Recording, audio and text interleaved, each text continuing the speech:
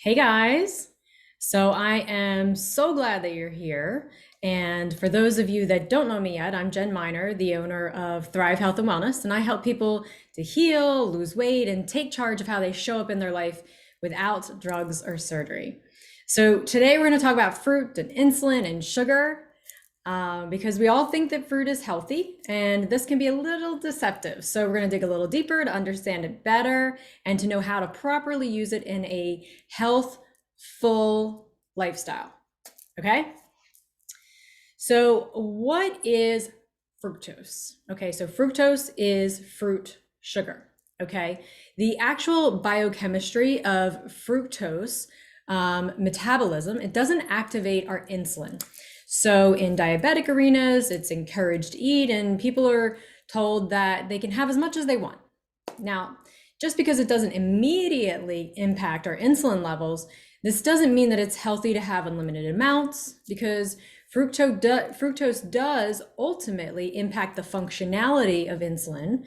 And when we consume it over and over and over and over again, this can set the stage for insulin resistance. And insulin resistance means that your insulin is going to be less and less effective. Okay. We give it to our kids to eat a ton of. We give it to them in fruit juices. We give them fruit gummy snacks. They're getting it in all kinds of places, and yet they're not actually eating the fruit. So we do that ourselves. We have a glass of orange juice with breakfast, right? We have fruit flavored blah, blah, blah. Drinks and that kind of thing. So even if it's like fruit flavored water or whatever the case may be. So let's dig a little into the science, okay, and see what we can learn about this. There's a new study that's published in the Journal of Hepatology, okay, where researchers wanted to explore how fructose, which is your fruit sugar, how sucrose, which is your regular table sugar, okay, table sugar is made up of half glucose, half fructose, okay, so it's still in there somewhere, or just straight up glucose, okay, affects the body in terms of some really important parameters, like the generation of fat in your liver. Okay, fatty liver. I'm sure you've all at least heard the term fatty liver. Okay, so this is why they were looking into this. Okay, and the study evaluated the effects of these sugars in 94 healthy young men over a 7-week period.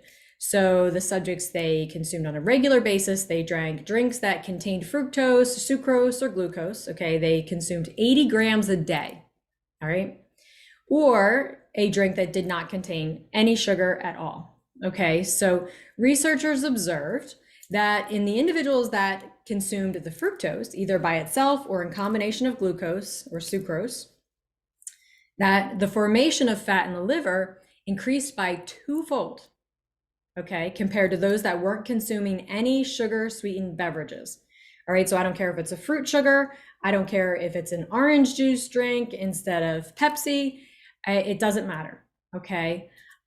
So the consumption, okay, was very, very, very important. Now, the creation of fat in your liver is induced by fructose exposure. It represents a really significant health threat, okay? It directly increases, like I said, that insulin resistance, okay? So it paves the way for this type 2 diabetes situation, which, if we want to talk about epidemics, this would definitely be on the list of serious epidemics, okay, in the country today. And then there's the downstream consequences of type 2 diabetes, okay, which are really compelling. And they show that there's an increased risk for things like Alzheimer's, cancer, coronary artery disease. And these are just to touch the subject, okay? So there's lots of reasons why we want to avoid this situation, not just let's just take some insulin, okay, because your problem is only going to keep growing and growing and growing and growing and growing. So we're not fixing the root cause of the issue, all right? Just throwing more insulin at the situation isn't going to get the job done, okay? It's not going to prevent any of these other issues like insulin resistance, because you're going to have to continue to keep increasing to get the response that you need in your body. So that's a struggle that you're always going to have if that's the route that you want to take. for addressing this, okay? And then it doesn't stop the trickle down impacts of things like I said, Alzheimer's, cancer, coronary artery disease, that stuff. So it's what's really intriguing about this research is that the amount of fructose that was used in the study was 80 grams every day, okay? So that's the equivalent to about 0.8 liters of a normal soft drink. I'm just gonna let that sink in for a second. If you're hearing me, say wow, because that's a wow moment, okay? And that amount, it doubled the fat production in the liver, okay? So this is a harbinger for bad outcomes as it relates to your health.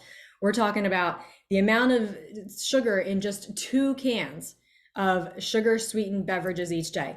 Doesn't matter if it's fruit sugar, doesn't matter if it's straight sugar, doesn't matter, okay? So it's not as if these research subjects were exposed to this overwhelming amount of fructose to have this effect, okay? So what do we always hear growing up? An apple a day keeps the doctor away, right? Well, I'm all in. Having some fruit is a good choice because it's not associated with these issues, all right? Despite the fact that it does contain the fructose, and I'm going to tell you why. So it's, in reality, the amount of fructose in, let's say, an apple is quite low. But what's most important, okay, is drinking apple juice compared to eating an apple, all right, is that there is fiber in eating an apple. There's no fiber in drinking apple juice, okay? And that significantly offsets the threat of this insulin issue or concern, okay? So fruit consumption is linked to a lower risk for type 2 diabetes, but we take that to mean that any ingestion of fruit, okay? So that could be fruit sugar, baking with things with fruit in it. We take that to mean lots of other things besides just eating, munching on, chewing the apple, okay? Just the act of chewing, that aspect alone, when you're eating the actual fruit, changes how we digest this as opposed to drinking it, okay? So when there isn't any fiber in your drink, when you're not chewing it, you're just sucking it down. Or when your kid is just slurping it down and that Capri Sun's gone like that. I remember because I had one and I did that with him. Now I know better. So anyway, we want to be, so this is what we want to be cautious of. We want to be mindful of it. Okay. So I did a little, I did a little game in the database that I have where we log food. I took the meal of, let's say, the average, I don't know, 6, 7, 8-year-old these days, right? Let's say we fed them Organic Valley. Okay, it's organic low-fat milk. Okay, just 1 cup. That's it. 1 little tiny cup of it. All right, not a whole glass. 1 little tiny cup of it. All right, so let's say we gave, this is breakfast. We're gonna give them that. We're gonna give them some Cheerios. Okay, just a cup of Cheerios. Again, a little cup. What kid do you know that only eats a little cup? usually it was more like 3, 4 cups, right? So we had the Cheerios, we have the milk, and then they have a cup of orange juice. Okay, just a small orange juice.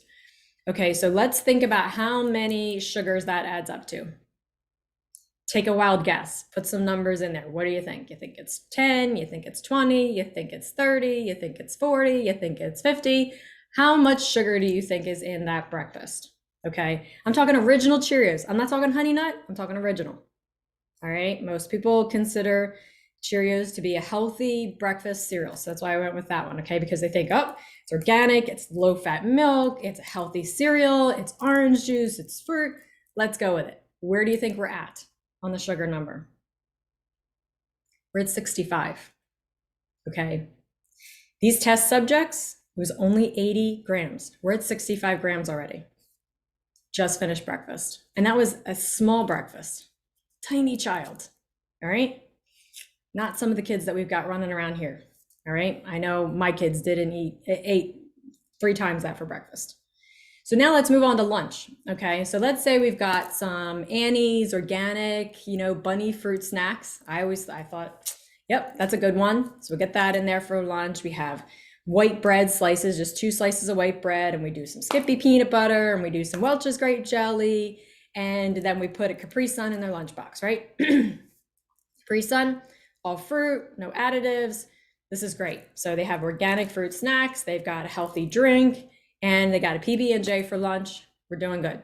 They got some nuts in there with the peanut butter, a little bit of protein, got some more fruit in there with the grapes, right? With the grape jelly, we're doing good. How many grams do you think is in that meal?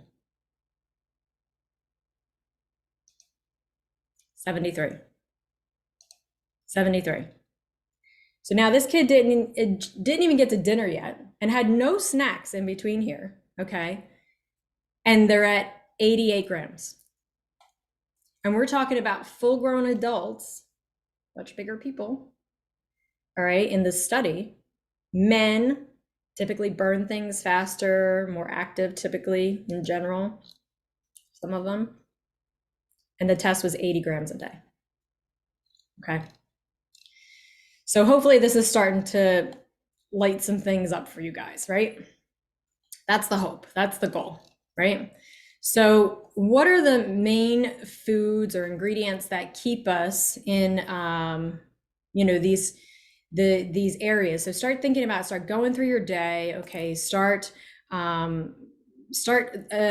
thinking about what your kids are eating, what you're eating, and how it might equate to this scenario. So I would encourage you to log your food for a day, see where your values are at, and look at your carbohydrate numbers, okay? So we want to think about our brain too, okay?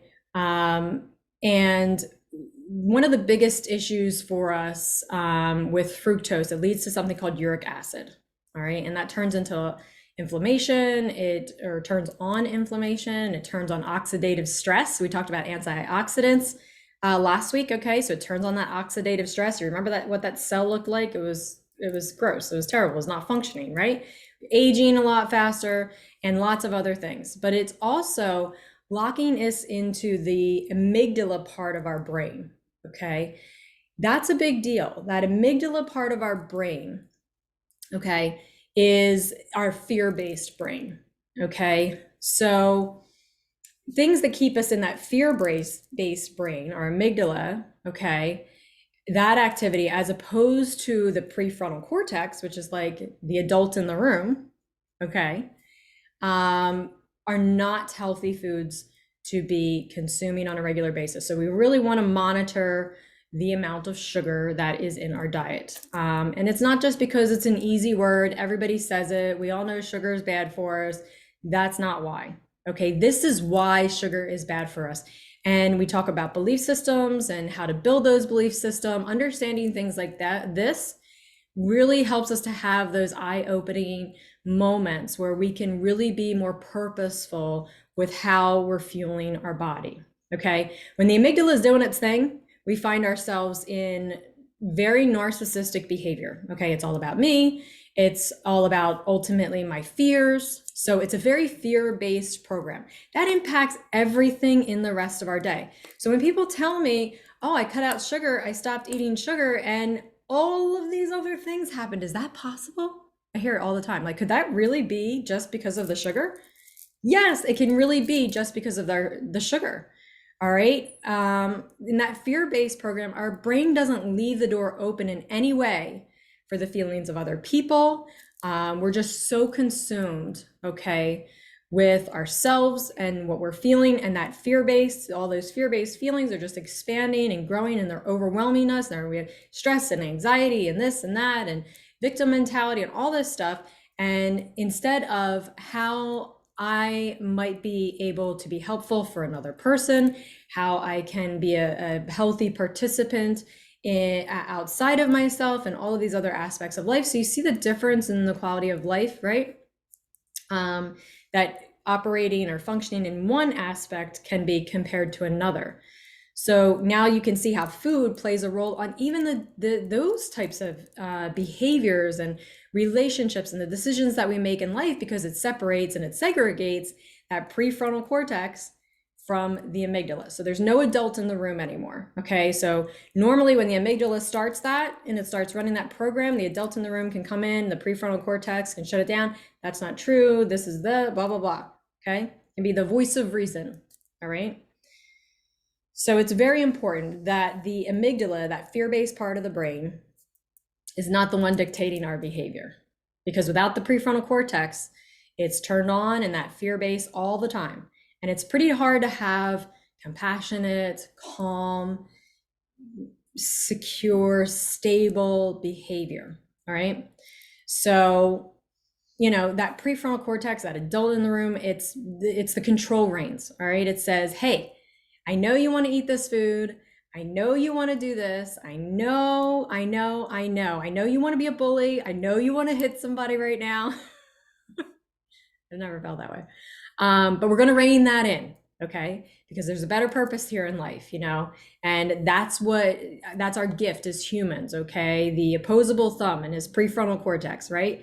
When we're talking about things like, marijuana and THC, that builds up in the prefrontal cortex. We talked about that last week or the week before that, okay? So you can see how this would be a kind of solution that leads to lots of other issues, okay? So is it the solution that we're really looking for? Is it really getting to the root cause, or is it just a Band-Aid that is only going to work for a short time and it's going to lead to other issues, okay? Because that's not my definition of a solution, and hopefully it's not your definition of a solution either. If it's not yours, say not mine. Put that in the chat, not mine, okay? So one of the most powerful threats to this connection between the two areas of your brain is the whole process of inflammation, all right? And that takes us back to the foods we eat, okay, which fan the flames of inflammation, provide the oxygen, right? Because it disrupts our metabolism. It separates us from the input of the adult in the room, right? And it locks us into this room here, all right? So it's a feed forward cycle, meaning that the more you've locked out the prefrontal cortex, the worse decisions you make as it relates to, example, the foods that you choose to eat, okay? And you continue to eat those bad foods and you're like, I just can't help it. I just keep eating it. I feel I deserve it. This is my reward. I worked so hard, or I had a bad day. So, and then you keep making bad choices, all right? When you hear those words, when you feel those feelings, when you hear those thoughts in your head, hey, I'm in the amygdala. I got to get the adult in the room. Okay, I got to get out of this fear-based brain. So start identifying as that, okay? Because that's when you're locked in. You're reactive instead of proactive. All right, you start spiraling down and now you're in. So how do you get out of it? So we offer up what we call the off-ramps. Okay, so that's why we have whole programs based on what you can do, okay, to start taking the off-ramps more and more and more and more, okay? So you can do things like you can choose to meditate for a few minutes a day. You've heard me talk about Brain Tap a million times. I have the headset now, which is amazing. And as a power user, they have even more. I mean, the meditations are just endless on health, and there's millions of categories, literally millions of categories. But just the ones on health and health perception and healthy eating that help. This is a huge off-ramp because it helps to start reprogramming some of those associations that we have. So this can be a huge tool. Okay, so meditating, getting out in nature, that resets us. Okay, getting enough restorative sleep. How do you know how well you're sleeping? I know there are times when I thought, oh, I waked up woke up a million times last night. And so my sleep score must be terrible, right? And then I'll check my ring and I'll get great information. So how we think we slept isn't always how we actually slept, okay? We want to make sure that we're getting restorative sleep. And I've talked about this before with the Oura Ring. It measures your heart rate variability, which helps us to identify how well are we healing while we're sleeping, okay? Being a little bit more patient, breath work, breathe, slows things down, okay? Being really super intentional about fueling our body efficiently. And then the right amount of activities for the various stages that you might be in, okay? So that's really important too, pairing your activity. So if you're the type of person that's go, go, go, go, go, or you exercise 3 hours a day, 7 days a week, or whatever the case may be, but you're not fueling your body well, you're not fueling efficiently, you're gonna have an issue, all right? So why do we have such a big desire for sweets, for sugar, for these foods, okay? So we are very deeply programmed. Okay. It's a programming that we learned a long, long time ago that we even inherited from our parents or grandparents. Okay. This is a type of programming that started generationally. Okay. It's not an app that we just picked up along the way. All right. Like when you bought that computer and it was already built into the hard drive that we seek out sweet, right? Because sweetness, sweet things, sweet foods tells us that a food is safe. All right. This is how we're hardwired. Sweet foods tell us that a food is safe. All right. That's how, think about it, way back when, millions of years ago, there, thousands of years ago, whatever your belief system is. And the hunter gatherers, and they had to identify, okay, is this food? Is this poisonous? Is this okay? Can I consume this? Is this going to harm me? So it tells us that something sweet tells us that the food is safe. All right. It tells us that it's ripe, meaning that it's the highest in nutrients. All right. So it's good for the fruit because that's when the seeds of that fruit need to be dispersed. Okay. So everything works together. This is the rhythm. This is the orchestra of the universe that was created, right? But it also tells us that winter is coming. I know. It reminds me of what's it, Game of Thrones, winter is coming. So a very sweet, very ripe fruit tells us that winter is coming. That's what it starts lighting off in our brain. That means that it tells our bodies to shift our metabolism and to start making and storing fat. Okay. This is a big one. So it turns out that that danger signal, that winter is coming, that signal that tells your body to make that happen involves uric acid. And that's why we make fat when we're exposed to something sweet or things that are sweet. Okay. So for our ancestors, it was a really powerful survival tool. They needed this. Okay. And we still carry that today.